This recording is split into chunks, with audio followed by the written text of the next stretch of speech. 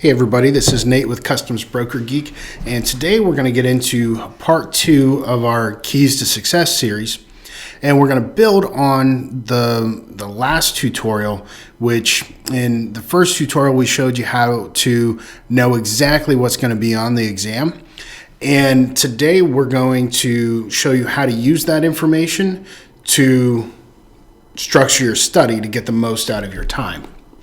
So if you missed the first part, you can find it, go to our website, customsbrokergeek.com, and in the menu under Passing the Exam, click that Keys to Success menu item, and this is where this 6-part series is going to be. So there you see part 1, and that's going to walk you through how to use old exams to identify exactly what topics and questions are going to be on the upcoming exam.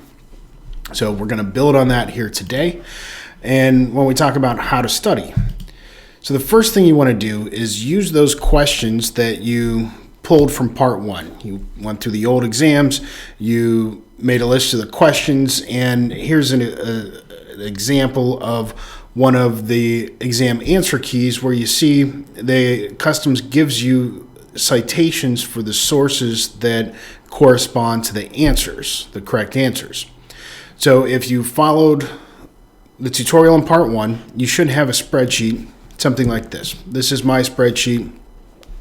I've been tabulating the results for several years, so you don't need to go back 10 years. Use some of the more recent ones like I advised, but this is how I set up my sheet. So I have the test date, question number, answer, reference, and then I put in a column so I can just put in the part or the chapter in the tariff book. It just makes it easier to sort things out, and I like to put the question in here too, so I have it all in one place.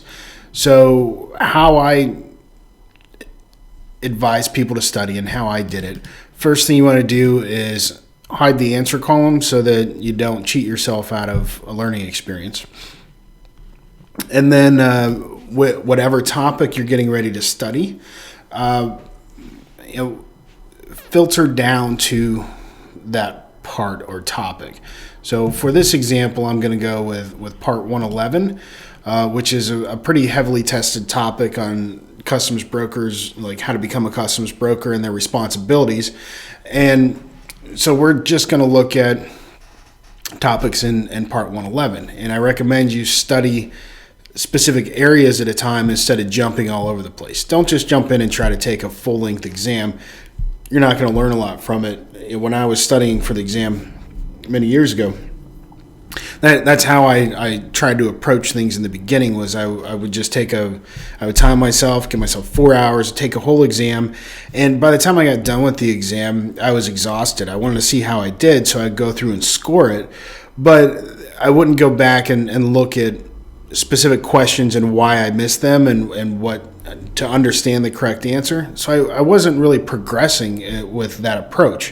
When I switched over to a study process like I'm showing you here, within like 2 days, my understanding jumped, very far beyond what it was with weeks of studying before that. So this really works. So we're looking at part 111, and what you can do with this is you want to look at what sections Customs is testing or citing the most. So you can do this by hand and just like scroll through here and tabulate or see what comes up the most.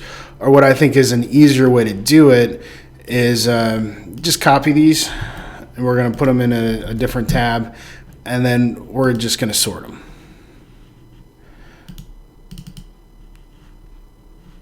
Oh, let's do ascending.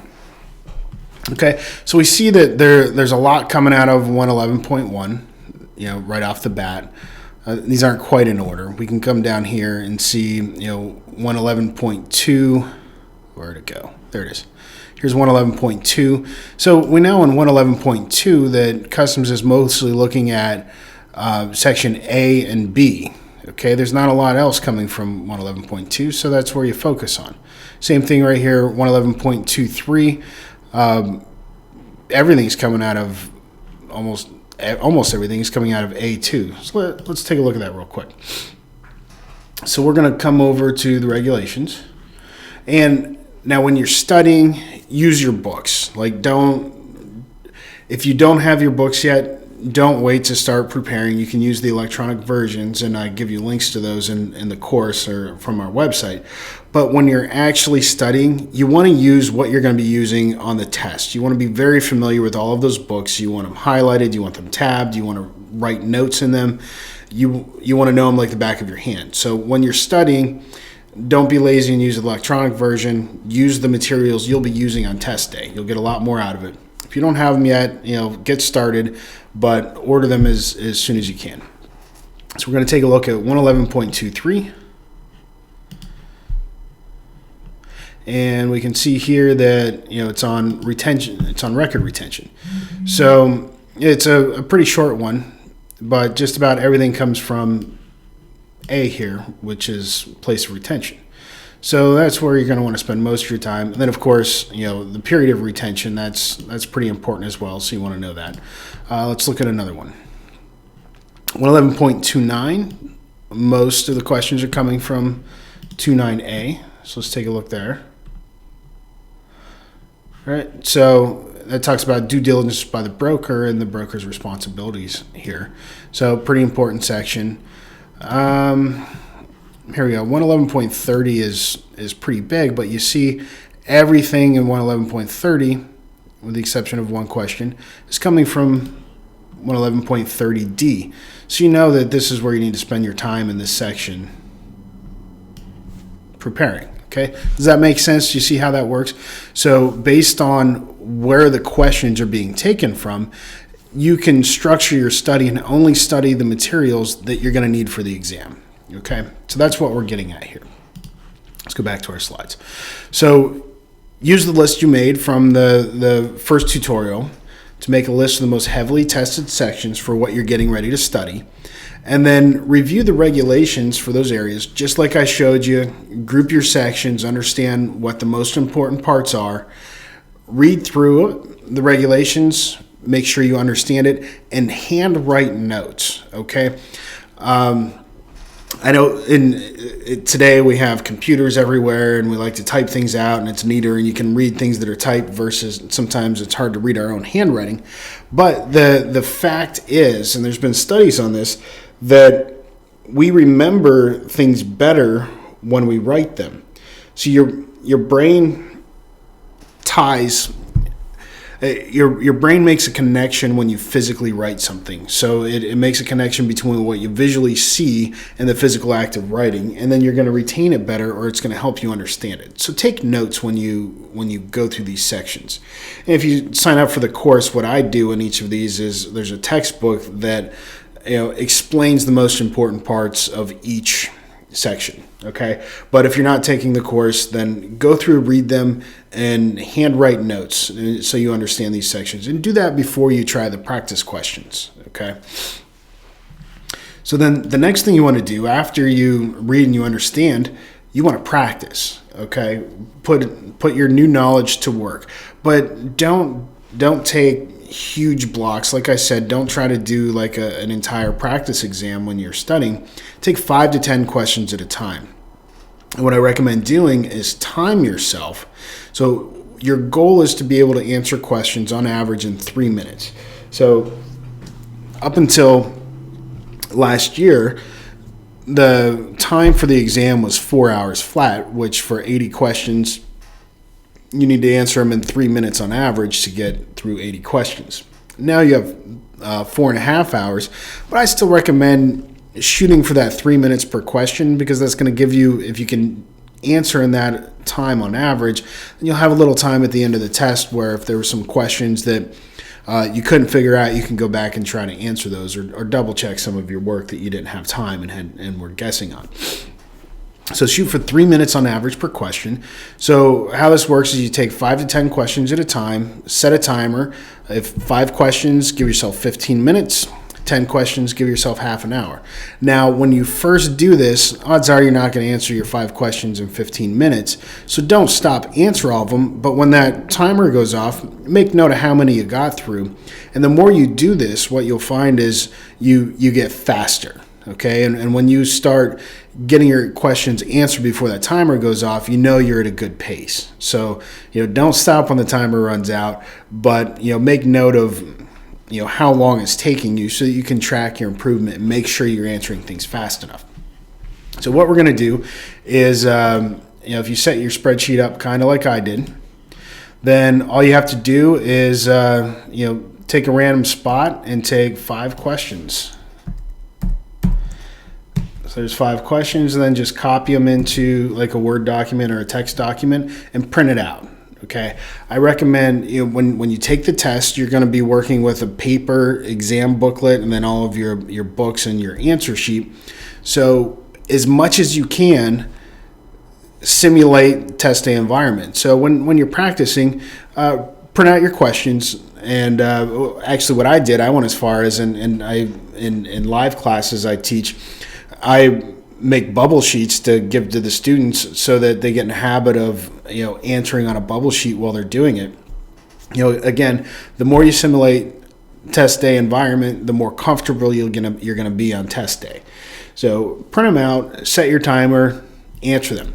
Now, when you answer, always on your test booklet, even if you're using a bubble sheet, mark the answer you selected on the test booklet, and also write down a citation for your source where you found your answer. And this is important for a couple of different reasons. Okay, first of all, when we're studying, if you get the answer wrong, you can compare your source to Custom's source, and then look up the correct source so that you'll understand why your answer wasn't correct versus the correct answer. The other thing it helps with is, even if you got the right answer, if you have a different source than Custom cited, look up that other one. It might be a better source. Or sometimes there's just more than one place to get information from. But in any regard, it helps to compare where you're looking versus where Customs did. Things will make more sense that way. And then the other big thing this does, if you're always in a habit of doing that, I know several people that they were 1 or 2 questions away from passing, and they were able to protest the answers Customs gave versus theirs because they had a good source, and they could provide a convincing argument of why their answer was also correct or more correct. And they were able to get some questions thrown out and then pass the exam. But if you don't write down that citation, after the fact, odds are you're not going to remember where you're looking, and you may never find it. So always mark your answer on your test booklet and write down the citation for your source. It's really important for a lot of reasons. So get in the habit of doing that while you practice. And the other thing, when you leave the test, you take your exam booklet with you. So inevitably, people will publish what they think their answers are. You can compare answers with, colleagues or people that also took the exam to get an idea of how you did before, without waiting 6 weeks for Customs to publish the questions. So good habit to get into. All right, let's go back to our slides. All right, so you are taking questions 5 to 10 at a time from the area that you just reviewed and read and took notes in the regulations to understand. You're using a timer so that you can get in the habit of answering questions on average in 3 minutes. And then you're recording your source for the answer. I can't stress enough, that's very important. Okay, now, after you check your work and you mark what's correct and what's incorrect, I already talked about this, but go back and review the correct answers. You're going to make far more progress in understanding and getting the answers right in the future if you do this. If you don't look up, if you don't take the time to understand where the correct answer is, you're not going to improve. You just won't. So review the correct answers so that you understand why they're correct, and rinse and repeat. This is what you should do for each section when you're studying.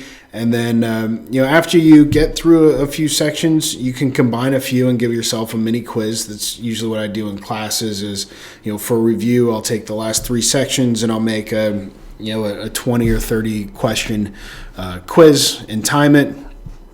to judge how we're doing with multiple categories together. All right.